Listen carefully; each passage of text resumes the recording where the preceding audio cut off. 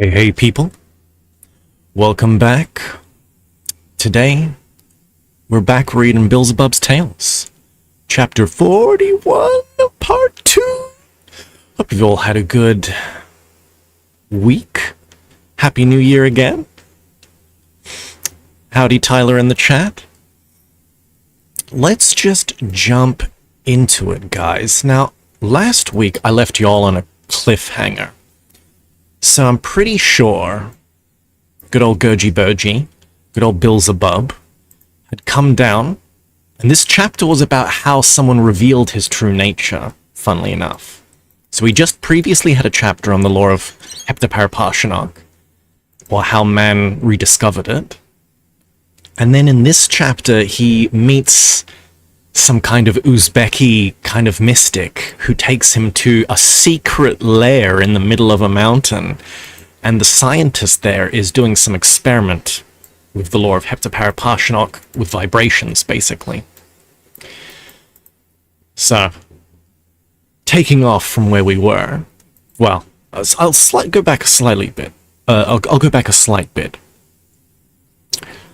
So I stood up, took the envelope and opened it and read as follows.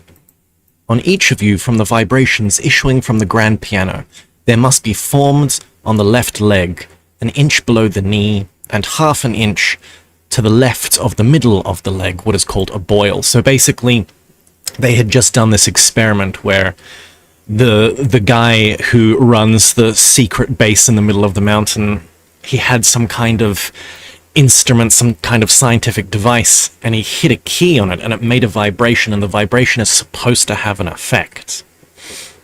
And the effect is it's going to put a boil, was it below the knee, half an inch left of the middle of the leg. So they're going to check now and see what's happened. So when I had read this, the Venerable Haji requested us both to bear the indicated places on our left legs.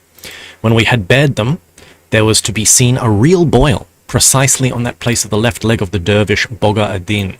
So his friend Boga, the guy who took him there, took him to the secret base in the middle of the mountain, had the boil. The boil was revealed. So it had an effect, but to the extreme amazement of the Venerable Haji Azvat's Truv, there was nothing whatsoever to be seen on my leg. And so this is interesting because it's like, this is violating the laws of the universe. How can it be that this man doesn't have a boil? So when Haji Azvat's Truv, who is the scientist, let me just move my screen, by the way, ascertained this, he immediately leaped from his place like a young man and cried out very excitedly, "It cannot be!" and began to stare fixedly at my left leg with the eyes of a madman. So, you know, the scientist, when the experiment goes wrong, no. Basically, Haji Azvat's Truth, he's doing that, you know, the no meme, where he's like, no, God, no. Just looking at his left knee. So almost 5 minutes passed in this manner. I confess that for the first time on that planet, I was at a loss and could not immediately hit upon a way out of the situation. Sorry guys, gotta go, my cat's on fire. Just wouldn't have worked in that situation. He's just stuck in the middle of a base. At last, he came closely up to me and was about to speak, but just then, from his agitation, his legs began to tremble very violently, and he therefore sat down on the floor and motioned me to sit down also. And when we were seated, he gazed at me with very sorrowful eyes, and in a penetrating manner spoke to me as follows. "Friend of my friend, in my youth I was a very rich man, so rich that no fewer than 10 of my caravans, each with no fewer than 1,000 camels, were constantly moving in all directions over our great Asia. My harem was considered by all who knew it to be the richest and best on the earth. Damn, he's got his own private e-girl army there. And everything else was on the same scale. In short, I had in superabundance everything that our ordinary life can give. And yet he chose the path of the mysteries."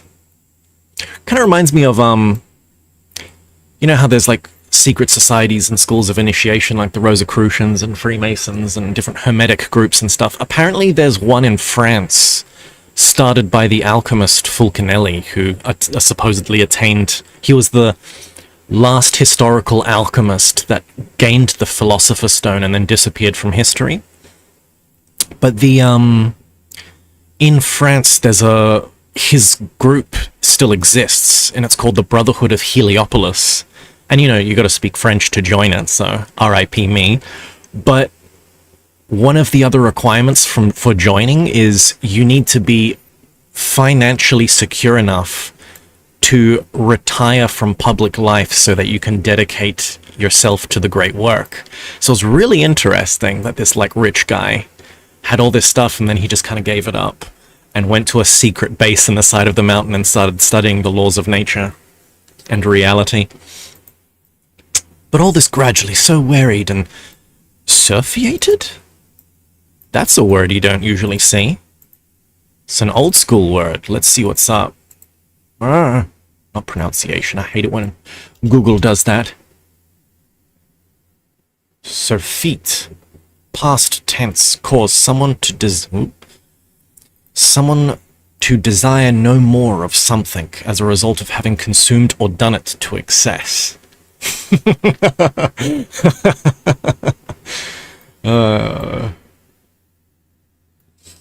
There's an amazing gay joke in there somewhere, but anyway.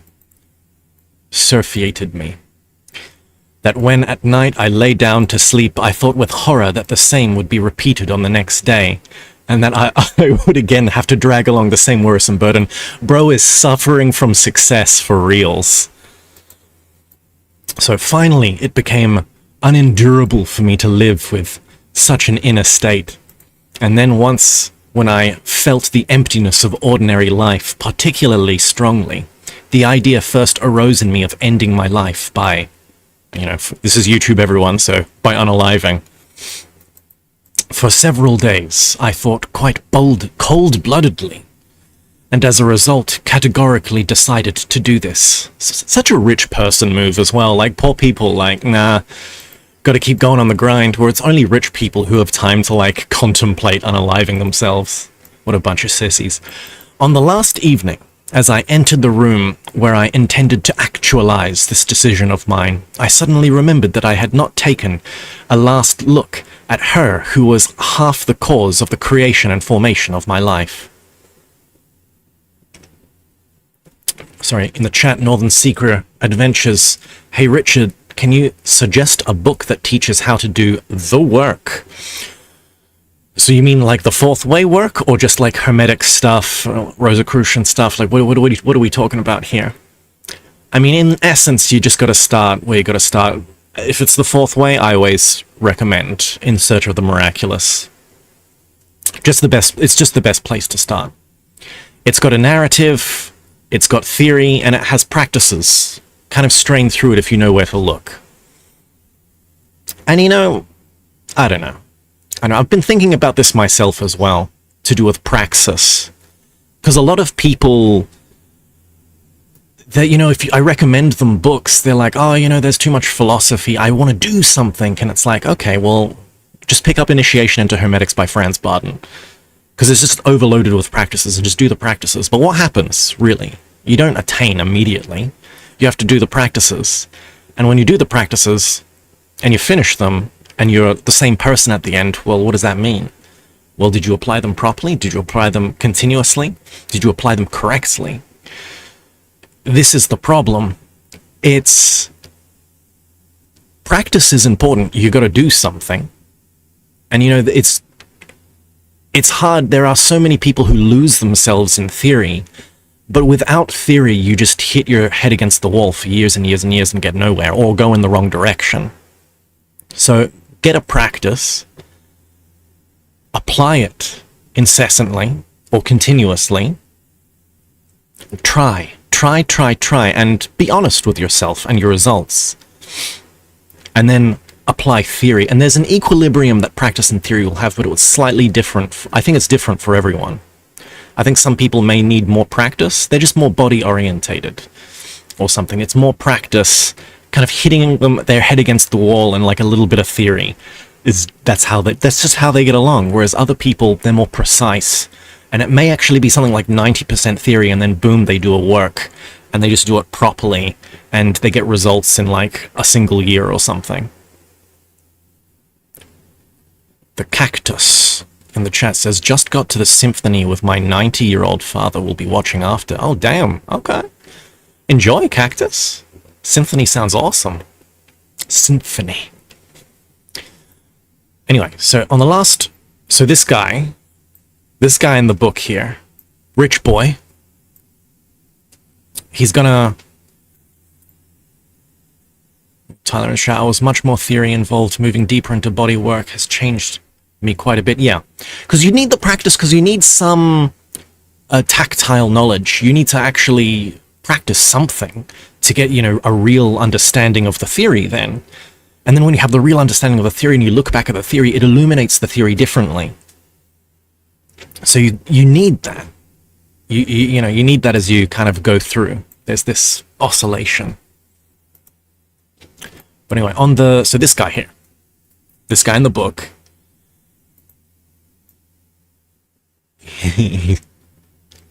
he's gonna do it. He's really gonna do it. But then he thinks about his mum, is basically what's happened. So he's like, maybe I should see my mum first.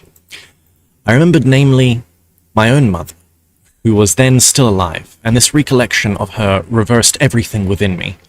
Such a mama's boy. I suddenly pictured to myself how she would suffer when she learned of my end, and moreover, by such a means. Oh yeah, and sorry, to go back to Northern Seeker's question, recommend a book. I'm sorry, but there is no book. There's books. There's multiple books, or essays, or videos, or teachers, and no one is going to have something complete that helps you in particular, because everybody has different conditions. There is, you know, having a practice and getting that understanding and then looking at back at theory, this is probably the best way to make your way through all the noise to find things that are of actual value. So you kind of have to just do that continuously. Read, you know, there are some good, but like, once again, Ouspensky. Go through Ouspensky. If you want to do fourth way stuff, go through Ouspensky stuff. In Search, and then the psychological possibilities of man's evolution. I keep on forgetting the name of that one. Just read that one next. It's like a bunch of letters. And then after that, the Fourth Way, which is just a bunch of transcribed lectures.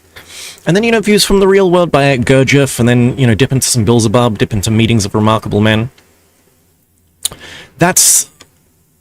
And continuously come back to practice. But you'll find that your practice is heading in a certain direction, and then by applying correct theory, you're like, the details, you pick up a detail here and a detail there, and you construct something yourself. Because it's that thing, like, no one really can teach you how to meditate. It's you teach yourself how to meditate, and then the advice from teachers and certain aphorisms help you triangulate better technique. Or your own, or even develop your own technique. Well, there's a line from William Blake where he says something like, I had to create my own system or risk being enslaved by another man's. And that's what happens a lot of time. People go into a system and they get some immediate results, and because the results have an impact on their life and appear to be consistent over time, they just go, this is it, and they stay there for years and years and years and years and years.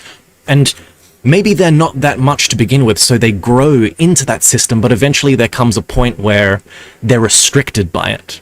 They've grown into the shape of a system, and they become molded by it. And then it just becomes another thing that conditions them. So you continuously... This is why I always recommend be as general as possible. To be a great generalist, to have a general understanding of the entire Western tradition. That's why I say, you know, read Theosophical books, read Rosicrucian books, read Fourth Way books.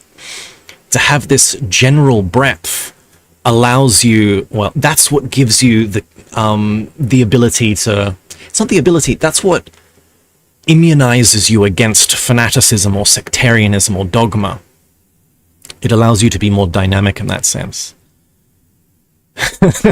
Being enslaved by another man is sus anyway, says Northern Speaker. Exactly. Exactly. And this is where, not just cults, it's wrong to call them cults, but like cults and high control environments, there's a lot of people who'll be like, my system's great, and then you come in and they're like, why are you reading other authors? Why aren't you reading the system of the master? It's like, that's always a bad sign. Like, maybe they do have some good stuff in their system, but anyone who talks like that, that's a bad sign. That's immediate red flag. Immediate red flag. Tyler says, William Gray is great for this. Lots of practice, but always a suggestion to make it your own work. Yeah, exactly. William Gray is an interesting one. That's one guy who I've heard a bunch and who's very respected in certain places, but I haven't gotten around to reading him much. One day. But I'm just one man. Will I really have time? Anyway, let's get back into it, guys. So I suddenly pictured myself, how she would suffer when she learned of my end. And moreover, by such a means, when I remembered her, I pictured to myself as if, in reality, how she, my old dear mother, would break down in utter loneliness with resigned sighs and inconsolable sufferings, and from all this there arose in me such a pity for her, and the sobbing evoked by this pity almost choked me. So he's not going to unalive himself anymore. And it was only just then that I cognized with my whole being that my mother meant to me, and what my mother meant to me, and an inextinguishable feeling towards her ought to exist in me. From that time, my mother became for me the source of my own life. There's something very interesting in this. Because she's already the source of your life, but now it's like he's been born again. Through his mother as well. Thereafter, whenever it may have been, day or night, no sooner did I remember her dear face than I became animated with new strength and the desire to live. It's like there's some kind of feminine cult here, like praying to the Divine Mother awoke the motivation to do the work within him. The feminine, in the same way that a knight, gets the blessings of his lady, and then to win at a joust or something, or to go on a quest. There's something here. Like the feminine in this case is his own mother that's giving him life and giving him new strength each day. There's a very interesting little Gurdjieff being a romantic poet here.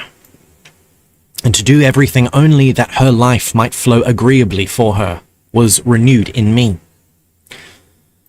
Thus it continued for 10 years, until from one of those pitiless diseases she passed away and I was again left alone. After her death, my inner emptiness, again, began to weigh me down more and more day by day. At this point of his narrative, when the glance of the venerable Haji Azvatruv happened to light upon the dervish Buga Adin, he again jumped up from his place, and addressing him he said, "My dear friend." And he said, "My dear friend, in the name of our friendship, pardon me, an old man, that I have forgotten to put an end to the pain caused you from the evil-carrying vibrations of the grand piano." Having said this, he sat down at the grand piano and again began to strike the keys.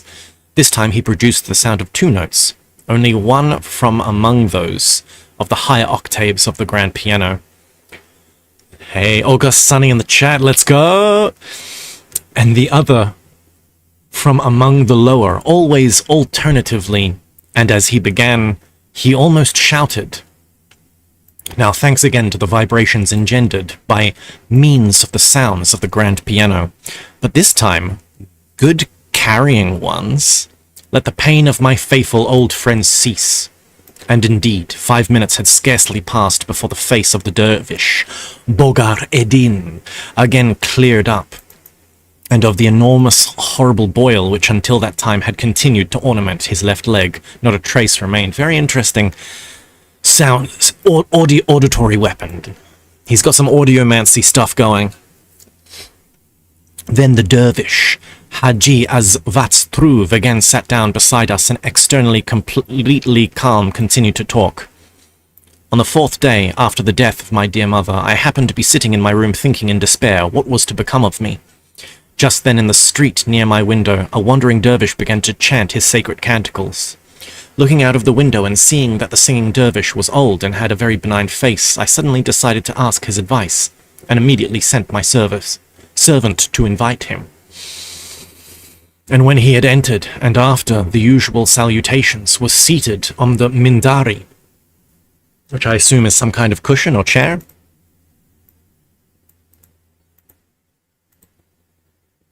What's up?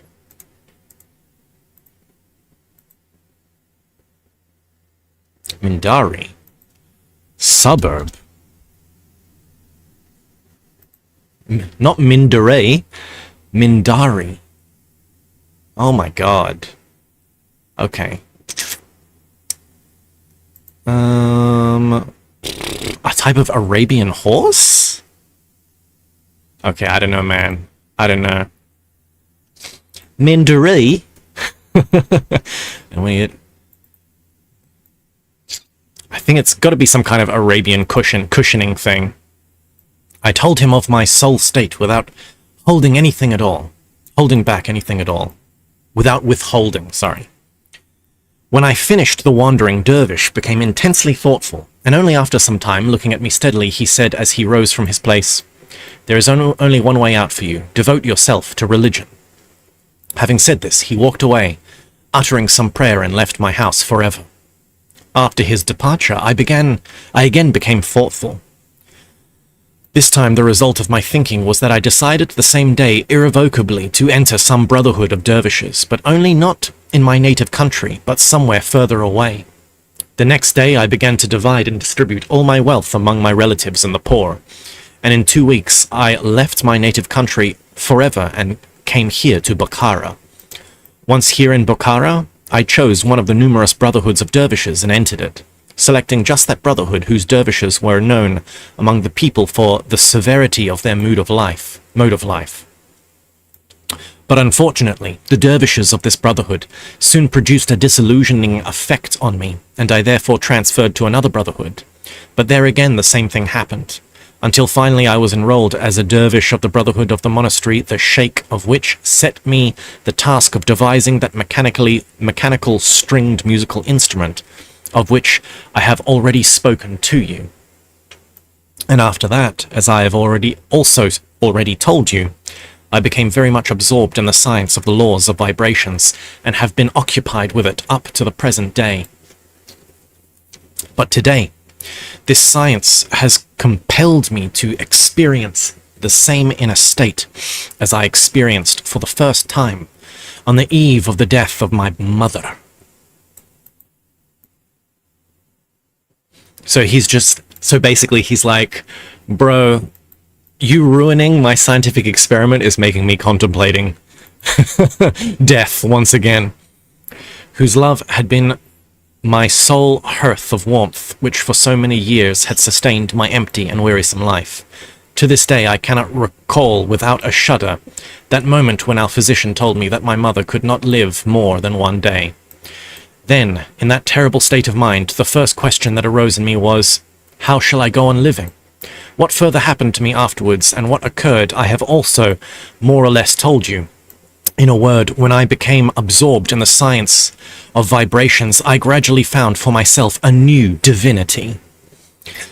This science took the place of my mother for me, and in the course of many years has proved just as sustaining, true and faithful as my own mother had been to me, and until today I have lived and been animated only by its truths alone.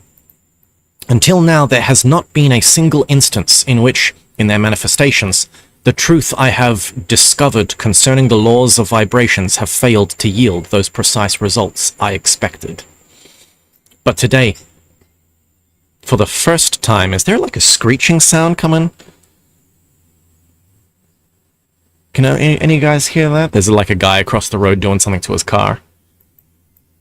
Anyway, I think it's stopped now. But today, for the first time, it has happened that the results I confidently expected were not obtained. So yeah, he's getting hella emo because his he trusted the science. No, his scientific experiment has stopped working. Let me just close my window.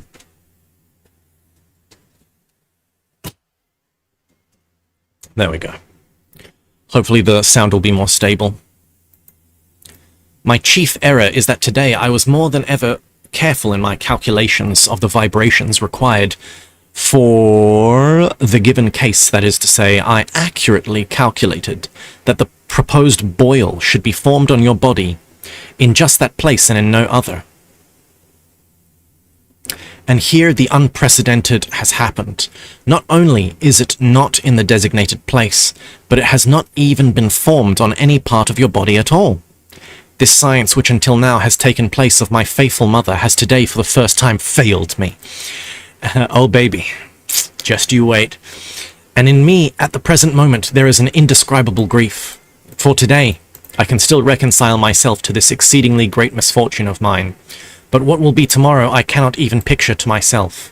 And if I can still somehow reconcile myself today, it is only because I very well remember the words of our ancient prophet, Isi Nura. I think that's Jesus, I'm pretty sure, who said that an individual is not responsible for his manifestations only when in death agony. Eventually my science, my divinity, my second mother, is also in its death agony, if it has betrayed me today. I know very well that death agony is always followed by death. And you, dear friend of my friend, have today involuntarily become for me like those physicians who then, on the eve of the death of my dear mother, announced to me that my mother could not live more than another day. You are for me today just such a news bearer, that this new hearth of mine will tomorrow also be extinguished. The same terrible feelings and sensations which I experienced then, from the moment when our physicians announced to me the imminent death of my mother, until her death, are now being repeated in me. Just as then in the midst of those terrible feelings and sensations, there was still a hope. In the midst of it's so over, there was still we're so back, that perhaps she would not die. So also in this moment, something like that hope also flickers in me. To go from it's over to we're back. Let's go. Let's see what happens. Eek, friend of my friends. Now that you already know my soul state, I earnestly ask you, can you explain to me what supernatural force has involved in this? That the anticipated boil, which should infallibly have been formed, now I'm just sounding like a Jewish guy, was not formed on your left leg. For the faith that it must infallibly be formed long ago became in me as firm as the Tuklunian stone. And it has, is that like a reference to that stone left by Ashiata Shayamash's followers? We're getting like some massive callbacks in this chapter, ain't we? As we get closer to the end. And it has become so firm and unshakable because for almost 40 years, day and night, I have persistently studied these great laws of world vibrations until the understanding of their meaning and actualization has become for me, as it were, my second nature. Having said these last words, this perhaps last great sage of the earth looked into my eyes with an expression full of anticipation.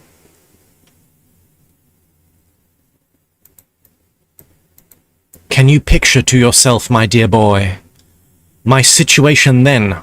What could I reply to him? So this is Beelzebub saying to Hassien, like, what could I have done? What could I have done differently? For the second time that day, I could not, on account of this terrestrial being, see any way out of the situation that had arisen. This time there was mixed in this state so unusual for me, my being... Oh, Jesus Christ, what the hell is this, Gurdjieff? What the hell is this? Come on, man, can you spare a vowel? Okay. So we got a hic. That's going to be the first part. And then we got this. What the hell is that? No, like 4 vowels right next to each... Sorry, 4 vowels. 4 consonants right next to each other. H-D-J-N. Khd-jn. So a J and an N, can that be like a jana? So khd-jan Khudjapar. So it's hard. Khudjapar. Khudjapar.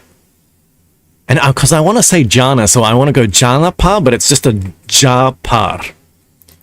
So my being Japar, my being Japar, or as your favorites say there, pity. Jesus Christ. Jesus. That one's a killer, bro. That one's, put that on a list. Get that out of here. Pity for that terrestrial being, terrestrial three-brained being, chiefly because he was suffering through me. So it's like he was also feeling responsible. Beelzebub was feeling responsible for this guy. And this was because I was then clearly aware that if I spoke a few words to him, not only would he be calmed, but thanks to them, he would even understand the facts that no boil was formed on my left leg, proved the truth and precision of his adored science still more. I had full moral right to tell him the truth about myself, because by his attainments he was already Kalmanur, that is, a three-brained being of that planet with whom it is not forbidden us from above to be frank. Ooh. So higher beings are forbidden from directly telling normal humans, stuff about the laws of the universe.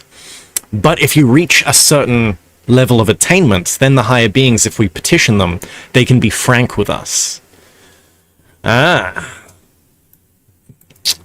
Hot.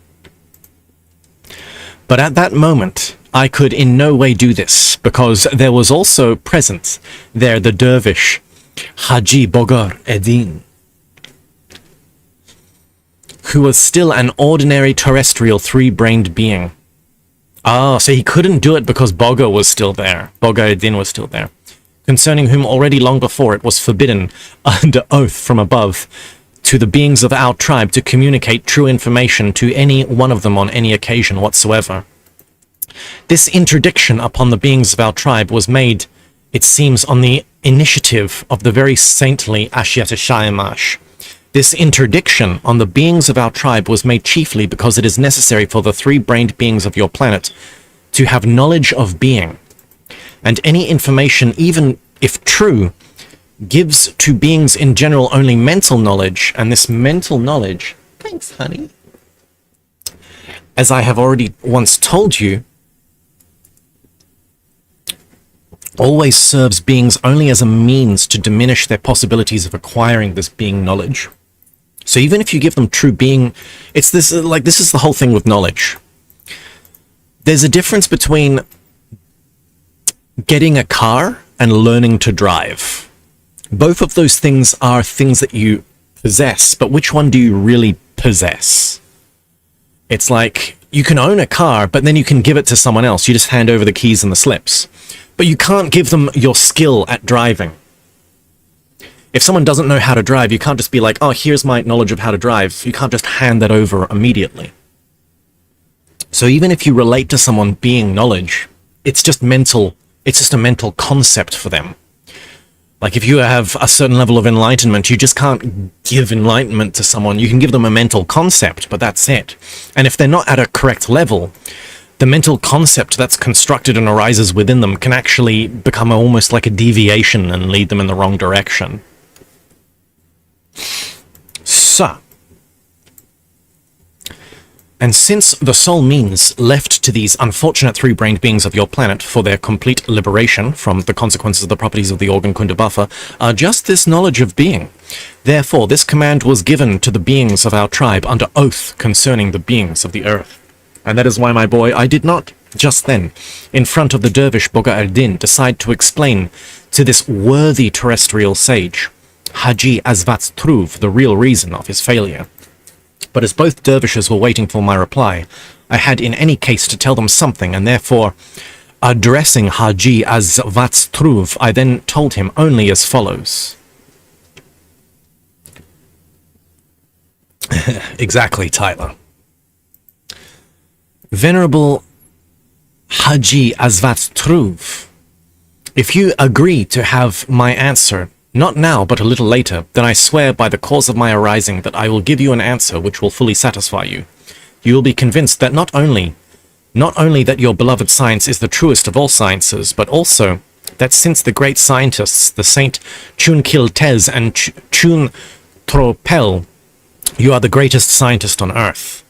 At this reply, that venerable Durjef Haji Azvat Truv merely placed his right hand on the place where the heart is located in terrestrial beings.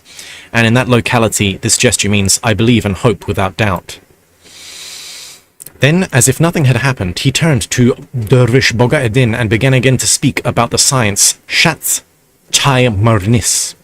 In order completely to smooth over the previous embarrassment, I spoke to him again, and pointing to a niche in the cave where many colored silk materials were hanging in strips, I asked him, Most estimable Haji, what is all the material over there in that niche? To this question of mine, he replied that those colored materials were also used in the experiments on vibrations. And he continued further, I recently made it clear for myself which colors of the materials and to what extent act by their vibrations harmfully on people and on animals. So once again, we got theories with color mixing with theories of sound and vibration. It's all... oh yeah, it's all coming together. If you wish, I will show you this highly interesting experiment also.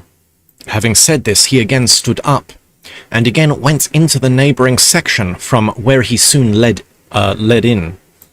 This time, with the help of the boy, 3 quadruped terrestrial beings called dog, sheep, and goat.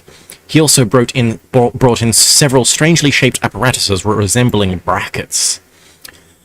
He put one of these special brackets on the arm of the dervish Bogar Eddin and another on his own arm, meanwhile saying to me, by the way, as he did so, I do not put one of these apparatuses on you, as I have certain rather weighty reasons.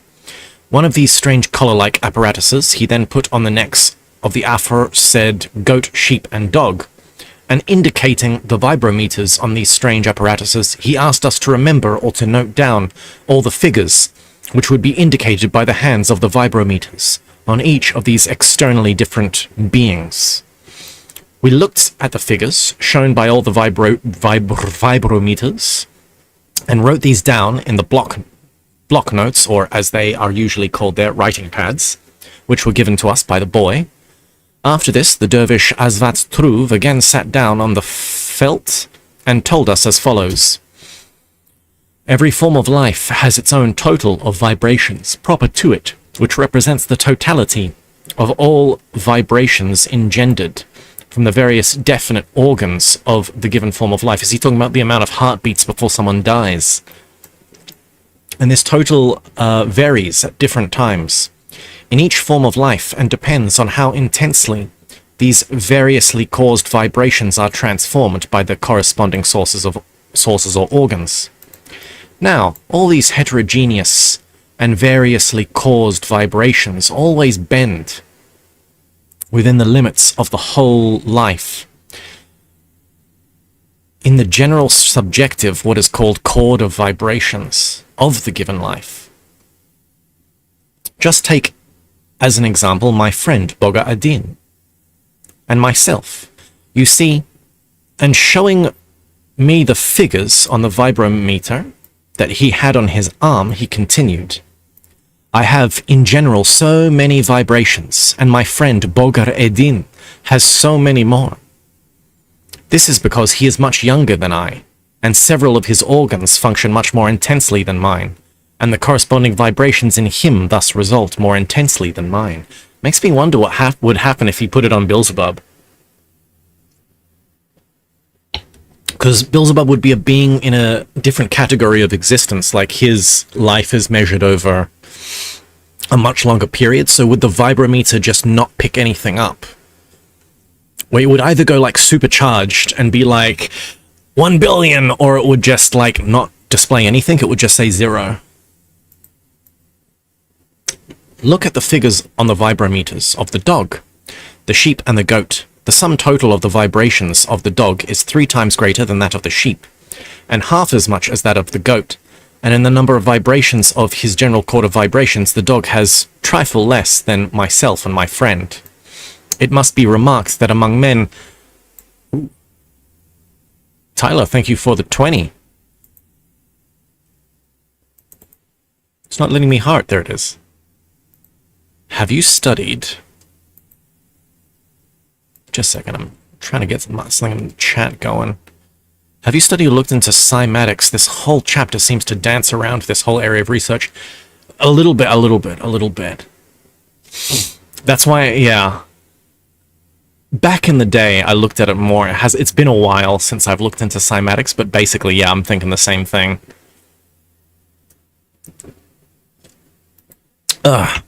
It must be remarked that among men, especially men of recent times, very many are to be met with who have not even as great a number of vibrations in the subjective chord, or vibrations of their common presence as the number shown by the presence of this dog. Very interesting.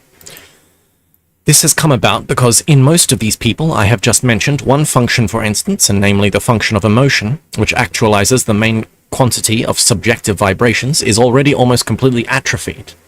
Interesting. And therefore the sum total of vibrations in them proves to be less than this dog. Very interesting. Very interesting. In Gurdjieff's system, the 3 centers, the intellect, the emotion, and the motor instinct run on different energies and actually have different speeds. And you think the mind is the fastest, but the mind is actually the slowest. And then it depends who you ask. But then, you know, what's faster, the emotions or the motor instinct? I think sometimes emotions is seen as the faster one, and the motor instinct, they're faster than the mind, definitely. Your instincts, your reflexes are faster than you think. They're faster than your thinking processes, hence why you like dodge out of the way and then you realize what happens. But your emotions, I think, may be faster. And that's the whole kind of intuition thing, you know, like you look at someone and without knowing them, you kind of have a, oh, that guy's bad news kind of thing.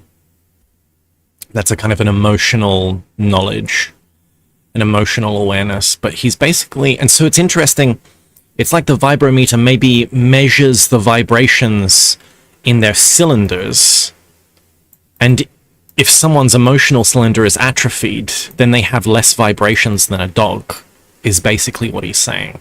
That's how I'm kind of understanding this through the lens of what I know of the fourth way system. So let's see what he says. Having said this, the Venerable Haji Asvatstruv again stood up and went to the place where the materials of different colors lay. And I should mention, in the idea of the cylinders, yeah, we say 3-brained beings, but the sexual cylinder is a completely different cylinder and it has its own energy. And out of all of the energies, the sexual one is the fastest. So you have intellect slowest, motor instincts fast, emotions really fast, and then the sexual cylinder is like basically going on jet fuel and is just in a complete like realm of its own. That's why sexual transmutation is important. That's why the C12, the 12 hydrogen is important. That's why X or Hari is connected with the higher being bodies, or the creation of the higher being bodies, the sexual substance, the life force. It's very interesting.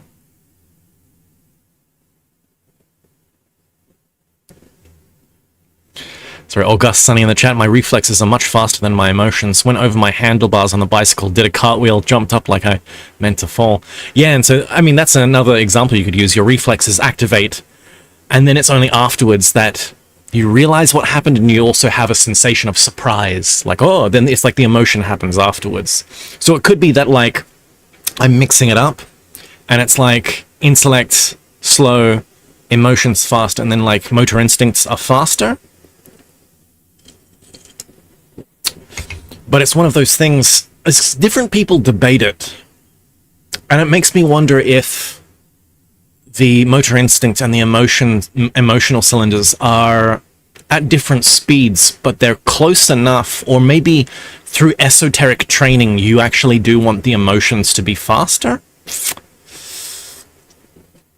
But it's not just the emotions, you want the emotional awareness to be faster. There are people who are like, oh, I'm emotional, and they're just sensitive. And their sensitivity is actually a detriment to their being. Sensitivity bad, awareness good. People who are too sensitive, I find like when they try to do introspection or like body work, it doesn't work properly because they're so sensitive. They feel all these somatic things, but it's almost like the equivalent of someone who's too mental that sees, you know, mental images or fantasies too much. So it's like when someone who's like too mental tries to do imaginative or visualization exercises, they become delusional. The body equivalent of that is people who are sensitive, who try to do body exercises, and their oversensitivity kind of creates somatic illusions, and they hit the same wall in a sense. Tyler asks, clairvoyance is faster than reflexes. Well, clairvoyance, or in this case, what are we talking about, remote viewing or visions? Well, I mean, clairvoyance is just non-local perception. It's just a function of the consciousness itself. I don't think it would be a function of any of the cylinders per se. So that's a slightly different category. That question, is clairvoyance faster than reflexes? That might be a category error in your question. That's like saying, are your eyes faster than your reflexes or something? Or is your smell faster than your reflexes? It's not. It might be a category error. Extended emotion. That would be like, I'm more like, is your intuition faster than your instinct? Would be an interesting thing to ask. But then maybe they're instinct and intuition are an interesting topic, but we might get we're moving away from the main subject here, boys. Having said this, the venerable Haji Azvatstruv again stood up and went to the place where the materials of different colors lay. So we're going back into color theory, bro. Then he began to unroll these colored materials consisting of what is called Bukharian silk, color by color, and with each piece of material, pardon me, all of one color, he covered by means of specially constructed rollers, not only all the walls and the ceiling, but even the floor of this section of the cave, owing to which it appeared that the whole interior was draped with the material of that given color. And each of the colored materials changed the vibration number of all the forms of life. That's really interesting. This is literally like that color theory, like someone who's depressed, they need to, there's like, you know, color therapy. There was one, it's like I read, where people who suffer from depression, if they're forced to wear, like, say the color yellow, and put yellow flowers on the table and replace all the art in their house, like they have too much Russian industrial art or something, and just replace it with like pictures of yellow flowers and yellow here, and change the music and things like that. It actually, color therapy changes their mood. But I mean, in this case, it's the real problem is the individual is lunar. They just reflect their impressions. So it's whatever is placed around them, whatever impressions they absorb is what they reflect back out.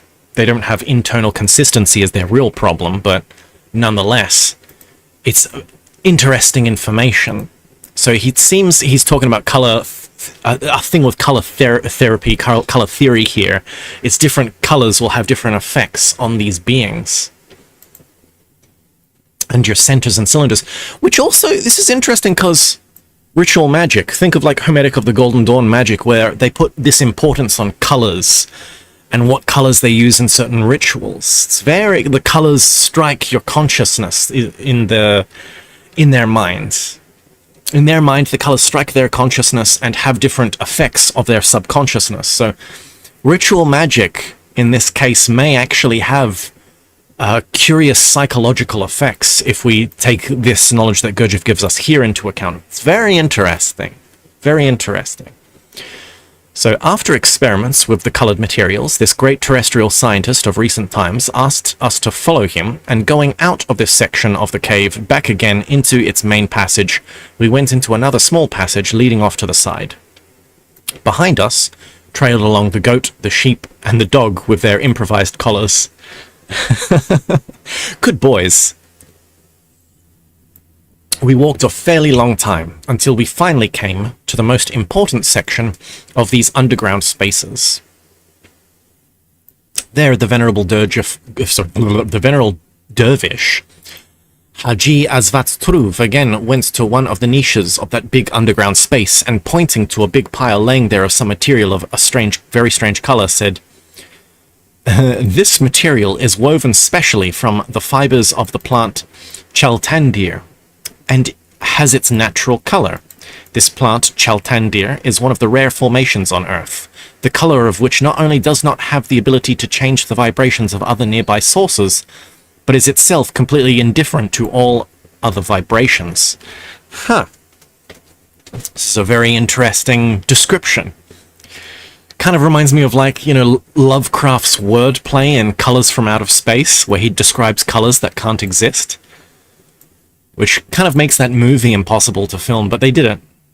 I think that movie is carried more by Nicolas Cage, though, than the actual color direction and scheme. But nonetheless, interesting description we got here.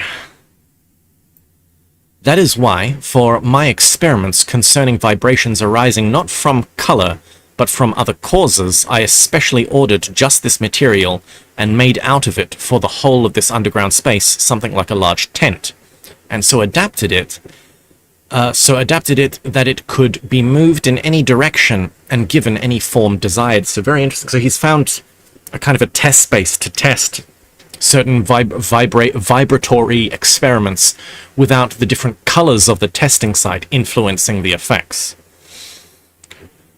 And with this peculiar tent, I am now carrying out my experiments, namely those experiments which I call architectural. And these architectural,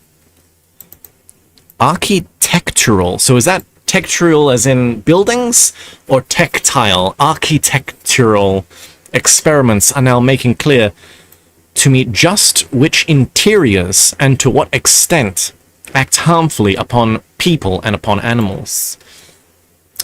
Oh, sister, you gotta get rid of those drapes. They are not working. Fall colors during springs? Sister, please.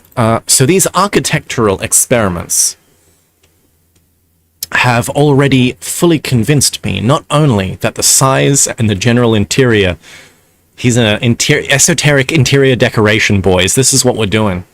The general interior form of a place have indeed an enormous influence on people and animals, but also that all interior, what are called curves, angles, projections, breaks in the walls, and many other things producing a change in the vibrations proceeding in the atmosphere of the place, always contribute to change for better or for worse the subjective vibrations of the people and animals there.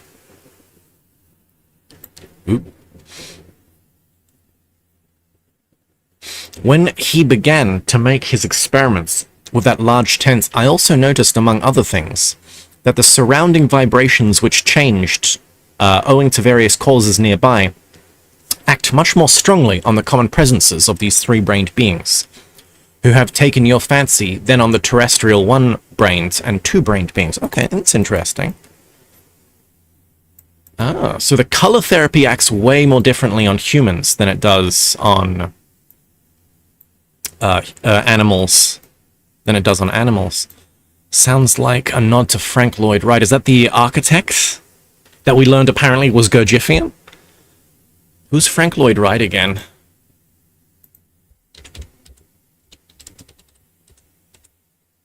Yeah, that guy. Can't believe that guy was apparently, into Gurdjieff as well. It's Terrifiking hitting us with the facts.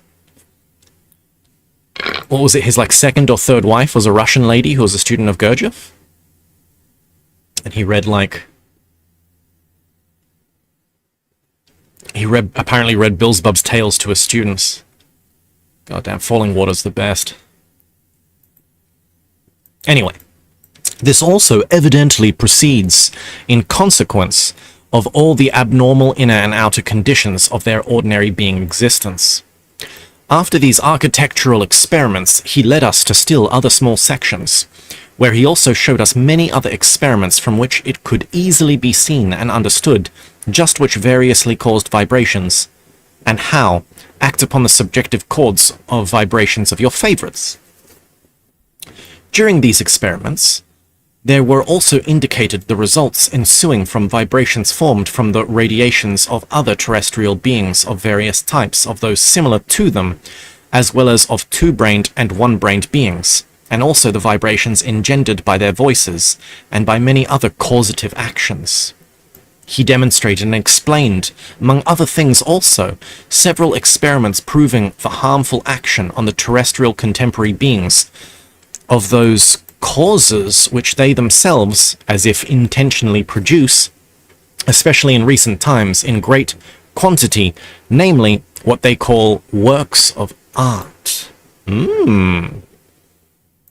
Among these latter were pictures, statues, and of course, their famous music. Very interesting. He demonstrated on... Just want to read that again. Experiments proving harmful actions on the terrestrial contemporary beings, the causes which they themselves have intentionally produce. So all of this continues and has effects. So pictures and statues and famous music. Yes, art theory now, and the psychology that surrounds it. Goddamn AI schlop will end us all, won't it? The soulless AI schlop will ruin everything. From all the experiments... Sorry, Tame Impala hurts me, says Tyler. That's pretty funny. Of all the experiments demonstrated by this sage, it became clear that the most harmful vibrations, however, for contemporary terrestrial three-brained beings are those formed in them from their what are called medical remedies. Ugh. I stayed in the underground domain of this truly learned being for 4 terrestrial days, after which, with the dervish Boga Eddin, I returned again to the Bokharan town from which we had come, and thus ended my first meeting with him. During those 4 days, he further demonstrated and explained to us much more concerning the laws of vibrations.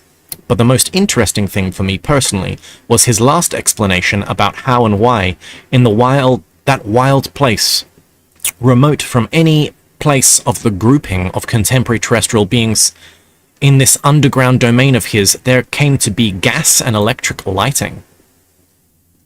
During this account of his, while elucidating a certain fact, this highly sympathetic terrestrial three-brained being could not restrain himself.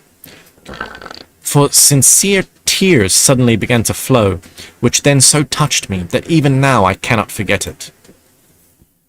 Information about certain data elucidated by this account of his can serve for your further existence as good material for corresponding confrontations for the elucidation of all the results of what are called subjective destiny.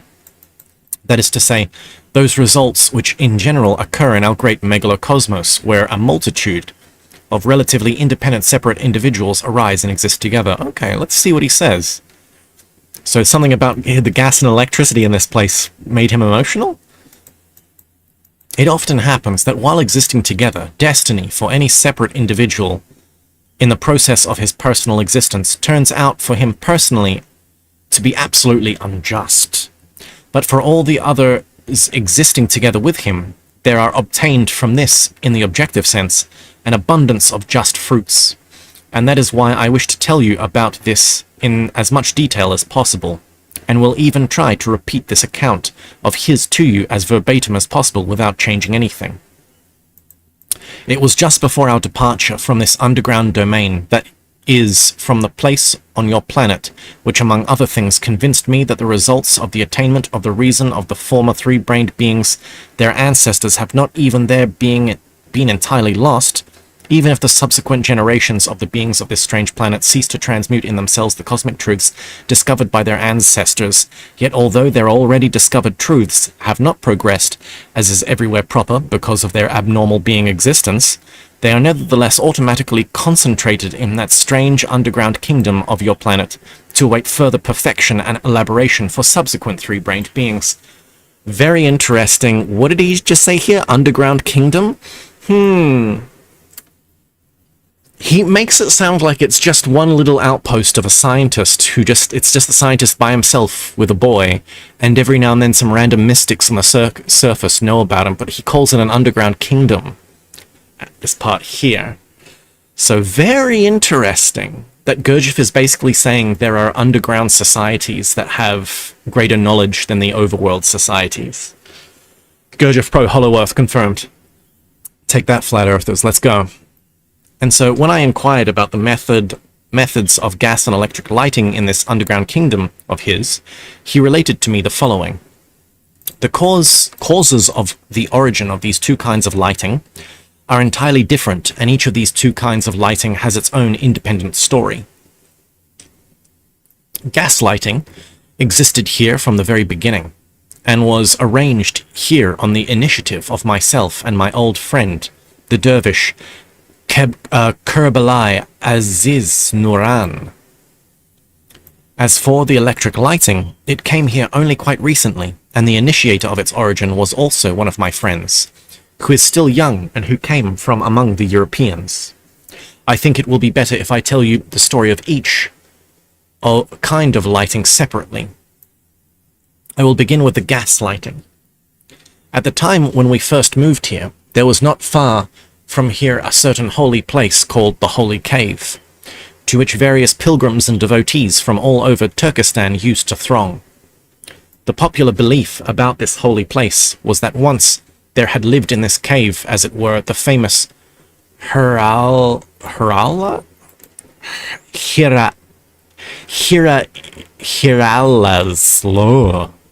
who later was taken up alive into heaven. No idea who that is. Hiralas? Has that been mentioned before? I don't think so. Anyway. It was further said in this popular belief that he was taken alive into heaven. So maybe this is Muhammad? Into heaven so unexpectedly that he had no time to extinguish the fire which lit his cave.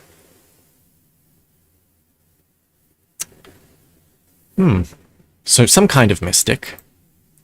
This last belief was supported by the fact that in that cave there was indeed an undying fire, maybe a Zarathustra? And so, friend of my friend, as neither I nor my friend, the dervish Kerbalai Aziz Nuran, could believe in the verity of this popular belief, we therefore decided to probe into the real cause of that particular phenomenon. Having at that time sufficient material possibilities and having at our disposal the conditions necessary for the investigation of this phenomenon without any hindrance from any whatsoever, we began to seek the source of its arising. It turned out that not far from that cave, there flowed under the ground a stream which washed a medium composed of minerals, the totality of the action of which on the water resulted in the separation of an inflammable gas, which through chance crevices in the ground found its way into the cave. And the chance inflammation somehow of this gas must obviously have been the cause of the display thereof that undying fire. So the earth just was farting continuously. And they got that undying fire, baby. When my friend and I had made this cause definitely clear to ourselves, and had at the same time discovered that the said spring was located not far from our cave, we decided to give an artificial outlet to that gas into these caves of ours. And so from then on, this gas flowed through the pipes of clay we laid here into the main section of our cave. And from there we distribute it by means of bamboo, according to our needs. As for the appearance in our caves of electric lighting, the history of its origin is as follows. Soon after we had settled in these caves, there once came to me, through a very old friend of mine, also a dervish, a still very young European traveller who sought my acquaintance on account of always the same action of the laws of vibration which interested me. We were soon close friends, as he turned out to be firstly very serious in the search for truth, and secondly very kind and susceptible regarding the weakness of all others without exception. He was studying the laws of vibration in general, but his studies were primarily of those laws of vibrations which cause the formation of various diseases in people. Very interesting. So a kind of medicine, more medicine-oriented. During these studies of his, he, among other things, made clear the causes of the arising in people of the disease existing there under the name of cancer, and the possibility of destroying in people this malignant arising. Based. He then constated and could already actualize in practice the possibility that by a certain mode of life and a certain preparation, any man can consciously elaborate in himself vibrations, by means of which, if he saturates the person infected with this terrible disease with those vibrations in a certain way, and in a certain successiveness of the flow of time, it is possible to destroy it entirely. Ooh, cure for cancer incoming. Let's go. Although afterwards, when we parted, we did not meet again for a long time. We always had news of one another. I knew that this young friend of mine, soon after we parted, married in his native country, and lived with his wife during the following years in full, as we say here in Asia, family love and mutual moral support. Based. I was particularly interested in news of him which concerned his attainments in respect of the discovery of a cure for the destroying in people just the aforesaid curse, because the causes of the arising of just those vibrations owing to which data for that disease are crystallized were closely related to the causes, the elucidation of the vibrations of which were lately the chief interest in my life. I already knew that although he had not yet discovered any commonly accessible means of bringing about the destruction of that disease, yet according to trustworthy reports, which frequently reached me, he employed for those who fell ill with this disease the not commonly accessible practicable cures which he had first constated, and their actualization in practice which he had attained, and he had always achieved in the complete destruction of this terrible human scourge. I received... Full stop. Scourge. I received very authentic information about these favorable results achieved by him in some tens of cases during that time. So he was successful. Then it happened, for reasons not dependent on either of us, I had no information about that young European for about 10 years.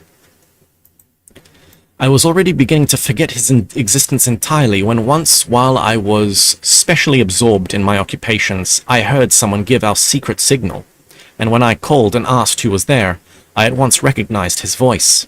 He asked me to make the way accessible for him to enter our underground domain. Needless to say, we were both glad to meet again, and once more to exchange views on our beloved science of the laws of vibration. Let's go, baby. Bro's back at it again. This is like, them meeting again is like that meme with like the two hands like gripping each other. Like the two muscled hands, one black, one white, just... When the excitement aroused by our new meeting had abated, and when we had unpacked all the things my young friend had brought on camels, among which, by the way, were some of the famous contemporary European that are called Roentgen apparatus? Bro, is this just a Gurdjieff word? Come on, man. Get out of here. What's going on, son?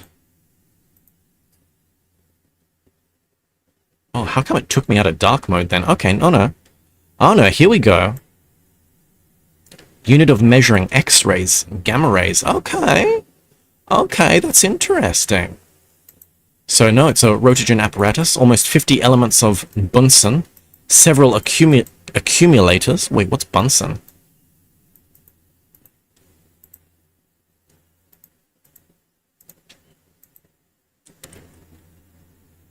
was a German chemist.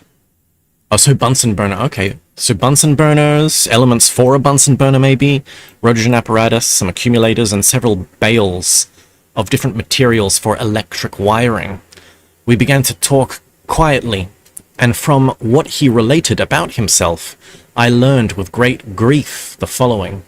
Several years before, when on account of higher world laws surrounding conditions and circumstances became such that scarcely anywhere on the earth did people have any security for the morrow or any settled dwelling place, he suddenly noticed the appearance in his beloved wife of just that terrible disease, the search for a cure for which had lately been one of the chief aims of his existence.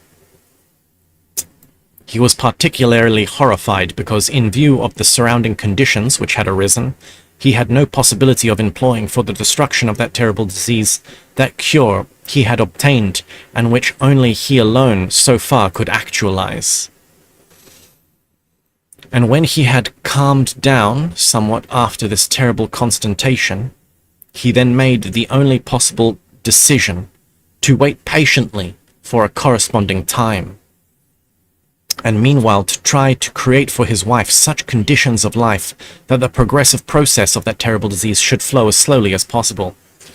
So this is bro's destiny, that his wife dies of cancer, and because of that then it like doubles his efforts to find a cure. So for the valuable circumstances of other beings, this guy has a pitying destiny. Big oof, big oof. More than 2 years passed, during which time the surrounding conditions changed for the better, and this young friend of mine had the possibility of then preparing himself at last to employ that cure known only by him against the terrible disease. And when he had begun to prepare himself to employ the cure, then on one sorrowful day for him in one of the large European cities, in the jostling caused by some demonstration, he fell under an automobile, and although not quite killed, he received very serious bodily injuries. Owing to these injuries, his own life flowed for several months under a lapse of memory, and secondly, because of the absence of conscious and intentional direction on his part of the ordinary life of his wife, the process of the terrible disease flowed in her at an accelerated tempo. Oh no. God damn. So he had the cure and he couldn't apply it. That's gonna torture a guy. Chiefly because during his illness, she took constant and anxious care of him without sparing him herself. It was because of me. It should have been me, not her. And so, when this poor friend of mine finally regained consciousness, he soon saw to his horror that the disease process in his wife was already in its last stages. What could he do? What could be done? Since owing to the consequences of the injuries he had received, he was bereft of every possibility of preparing himself, and of elaborating in himself the vibrations and the quality needed for the cure he had learned of destroying in man the terrible disease. Thereupon, so it sounds like, why does he say the quality, the vibrations in himself? It sounds like he's going to do something, put it in himself, and then, emanate it into his wife? There's something more to this, like he's doing some kind of animal magnetism almost. Thereupon, and in view of all this, and seeing no other way, he resolved to have recourse of that means of curing this illness, which the representatives of contemporary European medicine employ, and thanks to which they allege it is possible, as it were, to destroy in man that disease.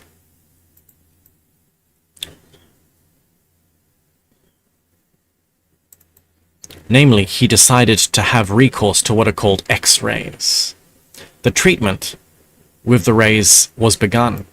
During the process of that treatment, he noticed that although the principal concentration of gravitational center of the disease in the body of his wife became, as it were, atrophied, yet at the same time a similar concentration was beginning.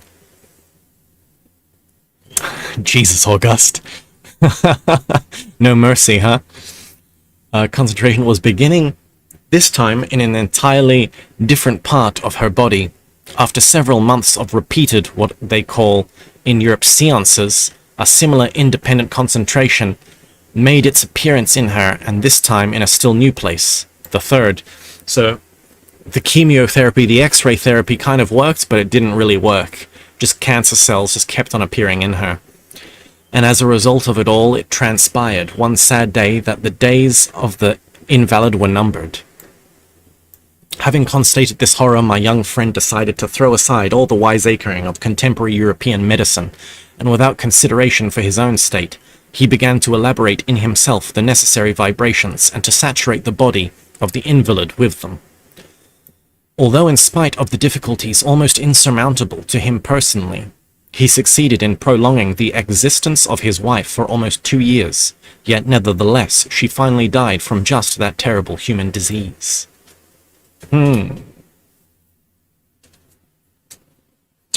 It must be noticed, further, that during the last period of the illness, when he had already ceased to employ the wiseacring of European medicine, 2 further similar independent concentrations were noticed in the body of his wife.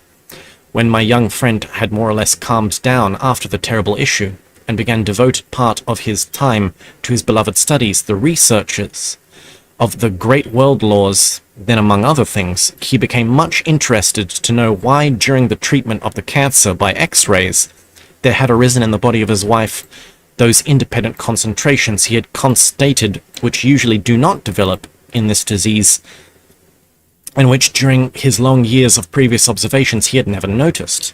In view of the fact that the elucidation of this question, which interested him, turned out to be complicated, and in the surrounding conditions of the place of habitation, they're impracticable, he decided to come to me, and with my help, clear them up by experiment. So they're gonna get down and dirty.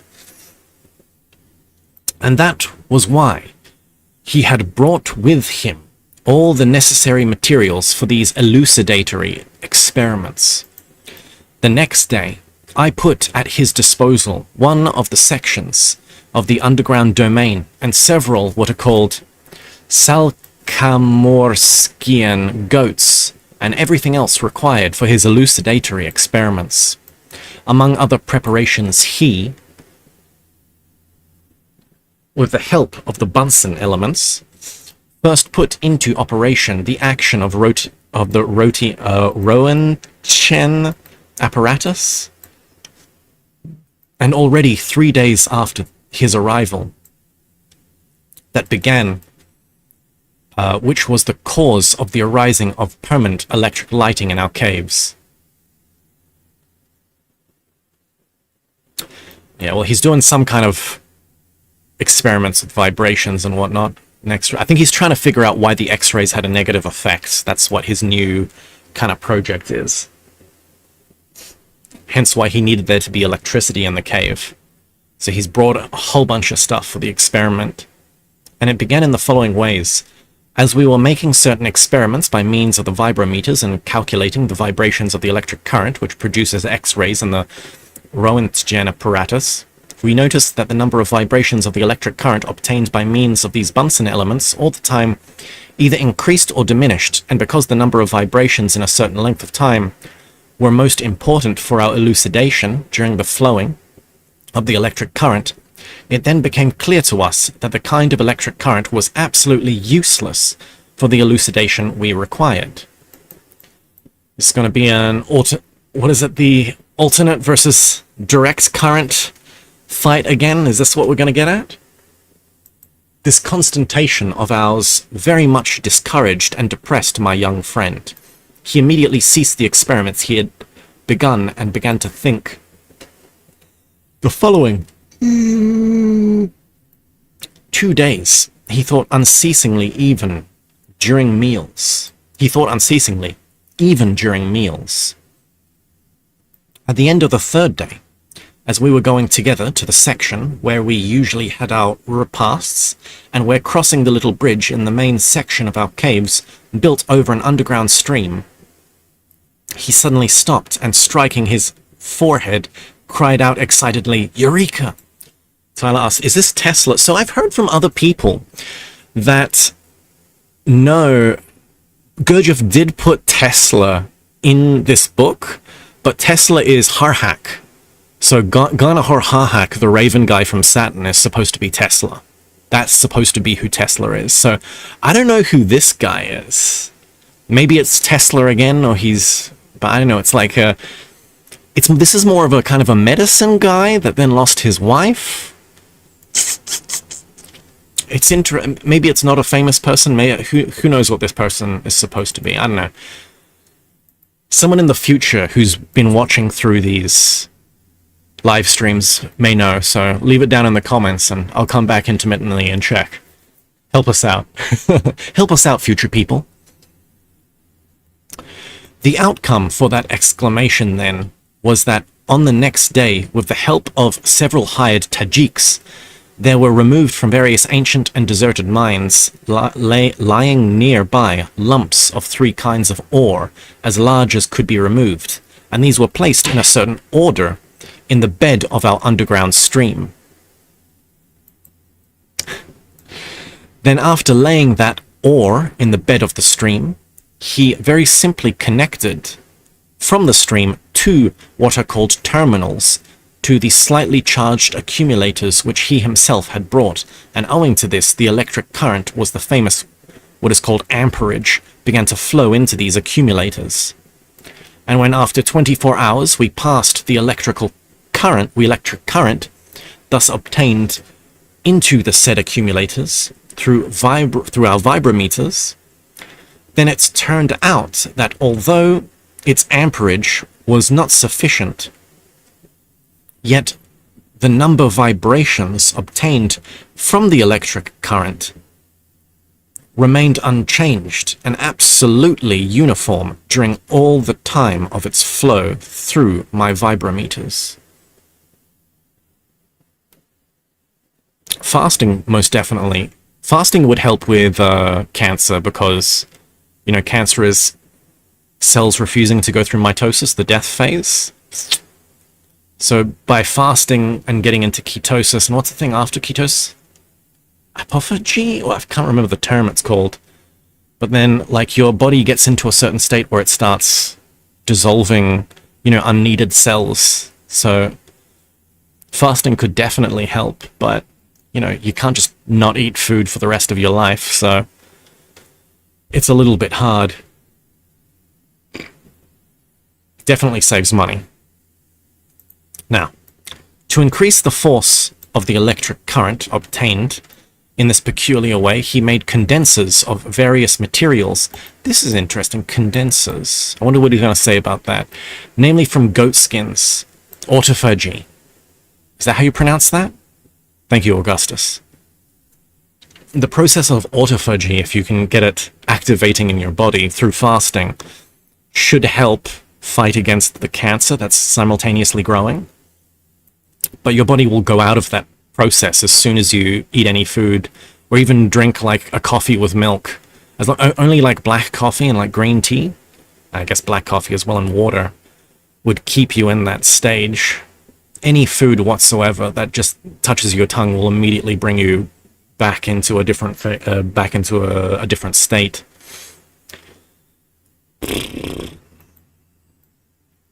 From a certain kind of clay, crushed zinc ore and pine resin, and in this way there was obtained the electric current required for the amperage and voltage for the Roentgen apparatus he had brought. So this is weird. It sounds like they turned an entire river into like a literal electric current, or an entire stream. By means of this peculiar source of electric current, we ultimately clearly proved to ourselves the following. Although by the employment of this contemporary device for the treatment of the said terrible disease in the whole body of man, the place of the gravitational center becomes atrophied, yet it greatly facilitates the, so to say, metastasis in other glands and helps the sowing and successful flourishing of it in these new places. Okay, hold on a second. Disease in the whole body of man, the place of growth becomes atrophied, yet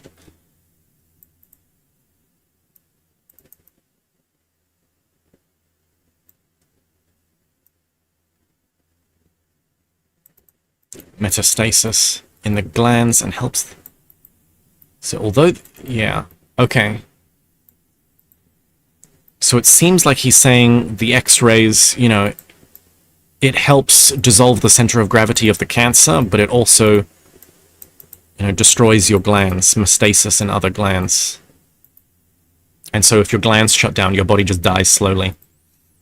And so, friend of my friend, when my young friend had become satisfied after this elucidation, he ceased to be interested in the question in which he had then been absorbed, and when he returned home to Europe, he left for our use the source, that source which he had created, and which required neither attention nor any outside material. And thereafter, we gradually installed electric lamps, where we needed them in our caves. Very interesting. So what was it? It's like some kind of water stream that has iron ore and wires going into it is like in a permanent generator for them. It's like he's jacked into the wheel of nature. Sorry, Surf in the chat says C2 in English is useless when you're reading Gurdjieff Tales. Yeah, I know, right? Right. How hard would it be, like, for translators in other languages to translate this? I kind of feel bad for translators trying to translate other sacred texts as well. Like, imagine, like, you're really interested in Taoism and you want to read some Taoist canon, but it's not just learning Chinese. You'd have to learn some, like, old and middle Chinese and then, like, slang and dialects from different places. And even then, the guy is still going to be talking metaphorically to you, and it's just going to be translating sacred texts. Would be hard as hell. I feel bad. R.I.P. Thomas Cleary. What a Chad for translating most of the Taoist canon to English for us. At this place of Beelzebub's tale, all the passengers of the trans-system ship Karnak experience something like a sweet-sour taste in the region of the upper part of their mouths. So that means they're slowing down. This signified that the ship Karnak was now approaching some planet, namely a place of unforeseen stopping. And this planet was the planet Descaldino, whereupon Beelzebub ceased his narration, and with Ahun and Hassien, all three went to their keshas to get ready for the descent to the planet Descaldino. Note, if anyone is very interested in the ideas presented in this chapter, I advise him to read, without fail, my proposed book entitled The Opiumists, if of course for the writing of this book there will be sufficient French Armagnac and Khazarian Baston, the author. What? Okay. That's got to be some, like, Gurdjieff fourth way in joke there, bro. I don't know what he's talking about in that, like, author's note. That's really random. It's the first author's note in this book as well. Okay, so we're going to leave that off there. That entire story. So we're not going to get we're not going to get Beelzebub explaining to the guy that he's an alien, like, in first person. And we're going back to the main storyline. So, Beelzebub in America, next chapter. Now, I believe the next few chapters, we're getting, like, really close to the end of the book. I think there's only, like, 2, 3, maybe a couple of chapters left and an epilogue. But I think, like, these next couple of chapters are, like, 100 pages each. So these next ones, they're going to be done in, like, 4 parts, 5 parts series. So get your grippy socks ready, boys. We're on the rough ride for the final octave of this journey. This book proceeds in the tones of the octave, you know, the do, re, mi, and then there's this, like, missing semitone, fa, sol, la, si, and then the C, there's a missing semitone between the C and the do of the next octave, and this is, like, this missing semitone, we got to put in extra will to finally reach the end of this book. That's what's going to happen. So nice, 6 chapters. So 6 chapters left, and one of the chapters in particular is, like, over 100 pages, so it's going to be tight, boys. It's going to be tight. So let's get our stuff ready. I'll see y'all next week. Thanks again, everyone, for joining me. Hope you've all been having a happy new year, and I'll see y'all again next week. Bye-bye.